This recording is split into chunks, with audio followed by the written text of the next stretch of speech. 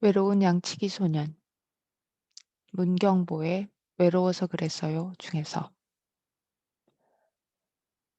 최 선생님, 이솝우화에 나오는 양치기 소년은 왜 늑대가 왔다고 거짓말을 했을까요?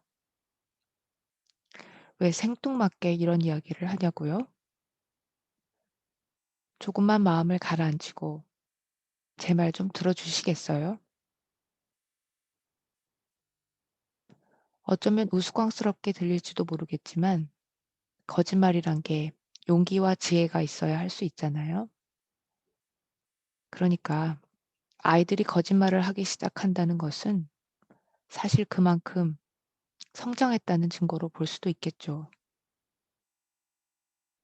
양치기 소년이 거짓말을 했다는 것도 그 친구에게 지혜와 용기가 있어서라고 생각할 수 있겠지요. 거기다 목동이라는 직업까지 갖고 있으니 생활력까지 갖춘 친구인데, 그런데 도대체 무엇 때문에 거짓말을 반복해서 했을까요? 그건, 그건 말이에요. 어쩌면 외로움 때문이 아니었을까요? 산 위에서 긴 시간 홀로 보내야 하는 그 외로움 말이에요. 거짓말을 한 사실이 밝혀지면 자신에게 어떤 대접을 받을지 뻔히 알면서도 사람들이 보고 싶어서 그 절절한 외로움 때문에 그 친구가 그런 행동을 한 건 아닐까요? 허겁지겁 산으로 달려간 많은 사람들 중에는 어른도 많았을 텐데 왜 양치기 소년의 마음을 헤아려서 등을 다독거려 주지도, 따스한 위로의 말 한마디도 건네주지도, 아니면 우스갯소리라도 한 자락 풀어내주지 못했을까요? 무엇 때문에 거짓말하는 건 나쁘다는 도덕의 잣대만 날카롭게 들이대며 버럭버럭 화만 냈을까요? 어쩌면, 어쩌면 말이에요. 그것은 올바름에 대해 가르치려는 마음보다는 자신들의 손상된 자존심 때문에 그런 건 아니었을까요? 우리가 가끔 학교에서 제자들에게 그럴 때가 있는 것처럼 말이에요. 결국 그 때문에 양치기 소년은 무서운 사륙 상황 속에서 혼자 남게 되었죠. 과연 그 양치기 소년에게 외로움과 함께 공포감과 좌절감, 그리고 세상에 대한 분노까지 품게 만든 것은 누구일까요? 마땅히 양치기 소년 혼자서 모두 치러야 할 대가였을까요? 더구나 양치니 더구나 양치기 소년이 돌보던 양들은 어쩌면 그 소년의 소유도 아니었을 텐데 말이에요.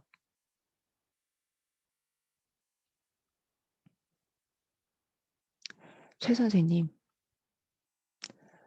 어제 선생님께서는 같은 반 친구의 지갑을 훔친 영균이와 대화를 나누다 지쳤다고 말씀하셨습니다. 선생님은 이런저런 이야기를 영균이에게 건넸지만 영균이는 아무 말도 하지 않았지요. 선생님은 영균이가 어머니도 안 계시고 아버지는 병원에 입원해 있어서 학부모에게 연락하기도 힘들다며 짜증이 나기까지 한다고 저에게 말씀하셨습니다. 그런데요, 선생님, 제 귀에는 다른 소리가 들렸답니다. 정확히 말씀드리면 영균이와 선생님의 마음이 보였다고나 할까요? 침묵하는 영균이의 등에서 관심 받고 싶어요. 외로워요. 사는 게 너무 힘들어요. 하는 갖가지 힘겨운 소리들이 사방으로 품어져 나오는 것이 보였답니다. 영균이를 돌려보내고 나서 커피를 진하게 타 마시면서 의자에 털썩 주저앉은 선생님의 모습에서는 제자에 대한 사랑과 안타까워하는, 안타까워하는 마음이 보였답니다. 선생님 죄송해요. 제가 선생님께 월권을 했습니다. 선생님께서 영균이와 상담을 해 달라고 요청하지도 않았는데 또 아직 생활지도부에서 영균이 문제로 어떤 논의도 하지 않은 상태인데 제가 그냥 기다릴 수 없어서 영균이를 따로 만났답니다. 영균이는 이를 악물고 몸을 웅크린 채 도끼를 품어내고 있었어요. 아마 제가 도난 사건에 대한 조사를 따로 하는 줄 알았던 것 같습니다. 제가 건네는 사탕도 손에 움켜쥐고만 있었고요. 영균이의 마음속에 있는 벌벌 떨고 있는 또 다른 영균이를 안쓰럽게 바라보면서 제가 영균이에게 물었습니다. 영균아, 네가 지갑을 훔친 사실을 알면 누가 가장 힘들어할까? 영균이는 의외의 질문에 가만히 저를 바라보았습니다. 저는 다시 한번 천천히 그리고 낮은 목소리로 물었지요. 남의 물건을 훔친 너를 보고 가장 화가 나고 마음 아파할 사람은 누구일까? 영균이와 저 사이에 침묵이 흘렀습니다. 그리고 영균이의 굳어진 어깨가 풀리는 것이 느껴졌습니다. 영균이가 얼굴을 붉힌 상태로 자그마하게 이야기하더군요. 아버지가 힘들겠죠. 아버지, 아버지가 가장 힘들어 할 거라고 영균이는 생각하고 있구나. 영균이와 저 사이에 다시 침묵이 흘렀습니다. 영균이의 손에서 사탕이 떨어진 지 이미 오래였어요. 깍지 낀 영균이의 손 위로 눈물이 한두 방울 떨어지기 시작했습니다. 저는 또 천천히 말했습니다. 그럼 영균이가 아버지에게 가장 듣고 싶은 말은 뭐니? 한참을 가만히 있던 영균이가 긴 한숨을 뱉으며 이렇게 말했습니다. 아버지는 저에게 미안하다고 말해야 돼요. 아버지는 저에게 잘못한 게 너무 많은 사람이에요. 왜 엄마를 집에서 나가게 해요? 지겨웠어요. 아버지에게 매를 맞는 것도, 술 먹고 아버지가 들어온 날 친구 집으로 도망가서 자는 것도 이젠 지겨워요. 아버지는요, 아니 그 인간은요, 저에게 미안하다는 말을 천만 번도 더 해야 되는 사람이에요. 그랬구나. 영균이는 아버지가 미워서 도둑놈 소리를 들으면서라도 아버지가 힘들어지는 모습을 보고 싶었구나. 그래서 그렇구나. 영균이는 고개를 끄덕였습니다. 저는 영균이 앞쪽에 의자를 하나 가져다 놓았지요. 영균아, 여기 아버지가 앉아 계시다고 생각하렴. 그리고 아버지에게 하고 싶은 말을 한번 해봐. 의자를 바라보던 영균이는 고개를 푹 숙이면서 아무 말도 하지 않- 고개를 푹 숙이면서 아무 말도 할 수 없다고 했어요. 그러더니 온몸을 벌벌 떨기 시작하더군요. 아버지가 어떤 모습으로 계시니? 무서운 표정을 지으면서 저를 노려보고 계세요. 무서운 표정으로 너를 노려보고 계셔? 언제 그런 모습이셨어? 제가 초등학교 3학년 때, 그때 아버지 표정은 늘 무서웠어요. 그때가 엄마가 집을 나간 때였거든요. 그럼 과거의 아버지 모습이네. 그동안 시간이 많이 흘렀는데, 너도 많이 컸고, 아버지도 연세가 많이 드셨는데, 또 한동안 침묵이 흘렀습니다. 영균이의 입에서 조그만 소리가 흘러나오기 시작했어요. 아버지 왜 그러셨어요? 나는 영균이의 말을 흉내내며 큰 소리로 그 말을 반복했습니다. 아버지, 왜 그러셨어요? 아버지 드시라고 밥을 했는데 왜 밥상을 발로 걷어차요? 왜 밥상을 발로 걷어차요? 아무리 취했어도 난 그때 겨우 5학년이었는데, 난 그때 겨우 5학년이었는데, 겨우 5학년이었는데, 영균이의 소리가 점점 커지기 시작했습니다. 왜 그랬어요? 왜 그랬어요? 왜 그랬냐고요? 그리고 마침내 영균이가 대성통곡을 하기 시작했어요. 저는 영균이가 마음껏 울도록 바라만 보고 있었습니다. 영균이의 울음이 잦아들자 저는 영균이가 바라보고 이야기하던 그 의자에 앉았습니다. 저는 영균이의 아버지는 아니었지만 아버지를 대신해서 말을 해주고 싶었습니다. 저는 영균이를 향해서 두 팔을 활짝 벌렸습니다. 그러나 영균이는 제 품에 안기지 않고 어린아이처럼 엉금엉금 기어와서 다리를 붙잡고 울기 시작했어요. 저는 영균이 머리를 쓰다듬으며 말했습니다. 그래, 영균아. 미안하다. 너 정말 힘들었구나. 미안하다. 영균아. 이 아버지가 정말 미안하다. 제 다리를 붙잡고 한참을 울던 영균이가 그러더군요. 아버지 죄송해요. 불편한 다리로 일하면서 절 공부시키느라 늘 힘드셨는데 아버지 정말 죄송해요. 영균이가 다시 통곡하기 시작했습니다.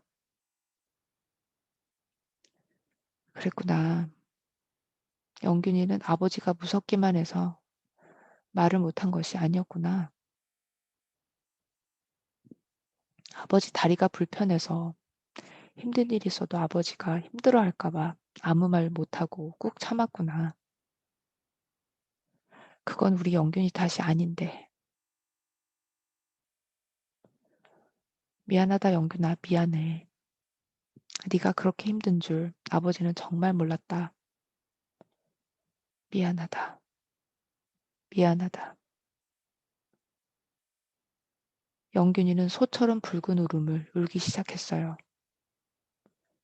그렇게 한참을 울던 영균이가 저를 힘껏 껴안으며 이렇게 말하더군요. 아빠 사랑해요. 아빠라고 했어요. 그 덩치 큰 놈이. 아빠라고 했어요. 아빠라고. 예, 최 선생님. 여기까지가 영균이와 나눴던 이야기랍니다. 저는 그 친구가 지갑을 훔친 것에 대해 용서해 주자는 이야기는 하고 싶지 않습니다.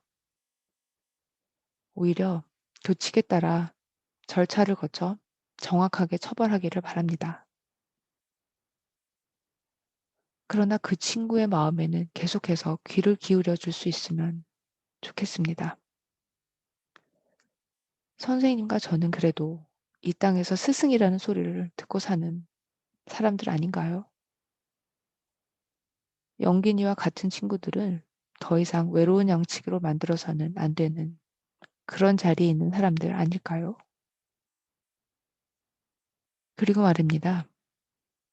어쩌면 선생님과 저도 위로가 필요한 양치기 소년들이 아닐까요? 진정한 사람 한 명 만나기를 애절하게 바라는 외로운 양치기 소년들 아닐까요? 전 그렇거든요. 이제 사람을 잃어버리는 일은 그만하고 싶은 외로운 양치기거든요.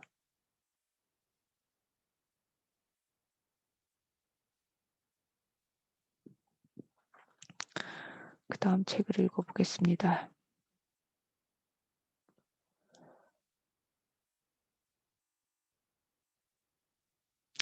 살기 위해 나는 머릿속 생각들을 몰아내야 했다.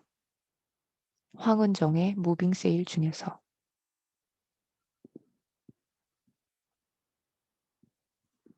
꽤 오랫동안, 꽤 오래 다니던 회사를 퇴사한 지 22개월째다. 남아있던 휴식과 안식월 등을 쓰느라 사무실에 나가지 않는 날까지 합치면 조금 더 길어진다. 이러다 죽겠네. 내가 왜 이런 거지? 하던 시간까지 생각한다면 거기에 또 조금 보태야 한다. 나는 2002년 월드컵 해에 나이키에 입사해서 정확히 15년을 근무하였고, 바로 그 해 10월에 오래 사용하던 임원용 차량을 회사 건물 지하에 주차하고는 그곳을 떠났다. 회사를 다니는 많은 사람들처럼 나도 내가 가진 에너지를 다 일에다 쏟아넣고 미래의 에너지까지 마이너스 통장 마냥 꺼내 쓰면서 살아왔다. 임원이 되고 높아진 책임과 무게에 나 자신을 더 빠르게 소모시키다가 드디어 한계에 닿았을 수도 있다. 내가 살고 있는 시간과 일상이 납덩이처럼 무겁게 느껴지는데 이 모든 것을 당장 내려놓고 아무것도 없는 무의 세계로 들어가 버리고 싶었다. 그래서 결국 그렇게 했다. 스톱을 외치고 나는 나를 살려는 데만 집중했다. 나는 일단 철저한 쉬기에 들어갔다. 얼마나 쉴 건지, 어떻게 뭘 하면서 쉴 건지 같은 계획은 하지 않았다. 평소에 계획이라는 것을 너무 많이 했기에 계획이라는 단어만 들어도 신물이 났다. 심리 상담도 받고 요가와 명상을 다시 시작하고 그리고 아주 잘 먹었다. 일상을 최대한 단순하고 느리게 만들고 인간관계를 비롯해 생활의 번잡스러운 것들은 걷어내었다. 생각이라는 것을 불러일으키고 마음을 복잡하게 만드는 모든 것들을 거부했다. 무엇이 되었건 내 속에는 더 들어갈 공간이 없었다. 살기 위해서는 어떻게든 비워내야 했다. 그래서 그래야 숨도 쉬고 다시 잠도 잘 수 있을 것 같았다. 그러다가 결국 내 머리에 스위치를 꺼버렸다. 우선 생각 쥐새끼들을 몰아내야 했다. 그렇게 몇 개월 지나자 먹잇감을 찾지 못한 쥐새끼들이 조금씩 사라지기 시작했다. 스위치를 끄고 전구를 바꿀 때도 전원부터 끄는 법이다. 당장 내 머리부터 열어보기로 했다. 내 머리는 언젠가부터 분명 이상해졌다. 정확히는 몰라도 최근 내가 겪은 모든 고통, 불안증, 무기력과 불면은 분명 이것과 연관이 있을 것이다. 밖으로 일단 죄다 끄집어내어 머릿속을 싹 비우고는 정말 필요한 것만 정리해서 다시 넣고 싶었다. 내 머릿속에는 얼마나 나쁘고 위험한 것들이 숨겨져 있을지 두려웠다. 그래서 무엇이 나오든 놀라지 않겠다고, 혹시 당황스럽더라도 피하지 않고 있는 그래서 무엇이 나오든지 놀라지 않겠다고, 혹시 당황스럽더라도 피하지 않고 있는 그대로를 보겠다고 단단히 마음을 먹었다. 내 머릿속은 딱 넘치기 직전의 쓰레기통 꼴이었다. 세상에서 주워 담은 온갖 정보와 이야기들, 해야 할 일들과 지켜야 할 것들, 해서는 안 되는 금기들, 규범과 가치, 걱정, 근심, 최악의 인생 시나리오들로 가득 차 있었다. 그것들이 얼마나 오래된 것들인지, 지금도 과연 쓸 수 있는 유효한 것들인지 도저히 분간이 되지 않았다. 어떤 사람들은 한번 수중에 들어온 물건들을 버리지 못해 그것들을 이고 산다던데, 나는 눈에 보이지 않는 온갖 것들을 머릿속에 계속 쌓아두었나 보다. 짐만 무겁고 복잡해지는 것이 아니라 사람의 내면도 제대로 버리고 정리하지 않으면 그냥 쓰레기 집화장이 되는 것 같았다. 그러니 밤마다 생각 쥐새끼들이 머릿속에서 자기 세상인 양 파티를 해대고, 결국 나는 꼬리를 무는 이 생각들의 주도권을 잃게 된 것이다. 나는 이제 살기 위해서, 그리고 제대로 숨쉬기 위해서 비워내야 했다. 안 쓰고 오래된 것들을 버리면 집안 대청소를 하듯 나에게 필요 없고 도움도 안 되는 낡고 거추장스러운 머릿속 짐들을 하나씩 버려나갔다. 생각 부입, 생각 비우기 과정은 완전히 새로운 깨달음을 가져왔다.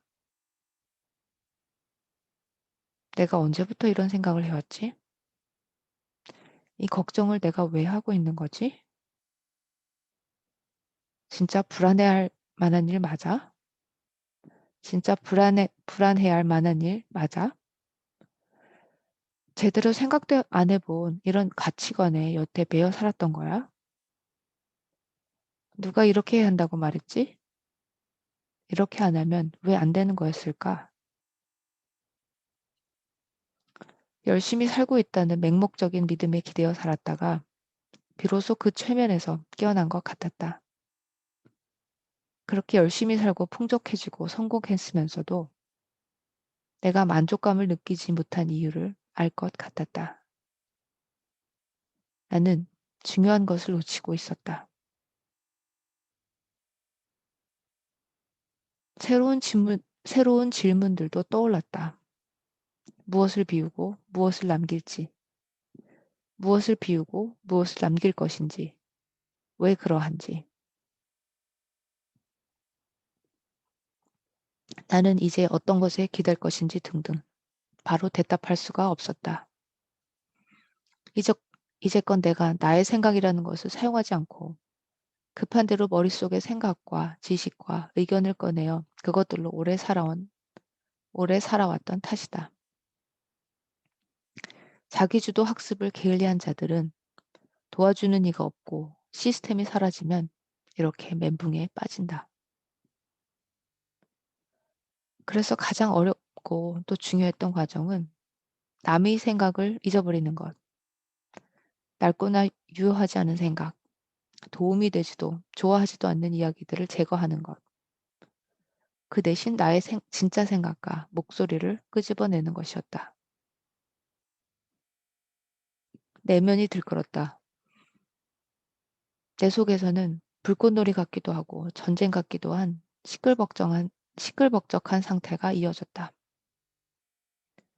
하지만 물음을 가져오고 스스로 하나하나 답을 찾아내는 과정을 통해 내 삶과 내 시선의 방향은 미묘하게 바뀌기 시작했다. 그 전에 나였으면 상상도 못할 그런 삶의 결심들이 만들어지기 시작했다. 그 결과로 지금 이 순간 나는 회사라는 세계로 다시 들어가 아침부터 밤까지 네모난 사무실에 갇히는 대신 나를 내밀한 공간에 스스로 가두고 이 책을 쓰고자 한다. 네, 여기까지 읽어주셔서 감사합니다.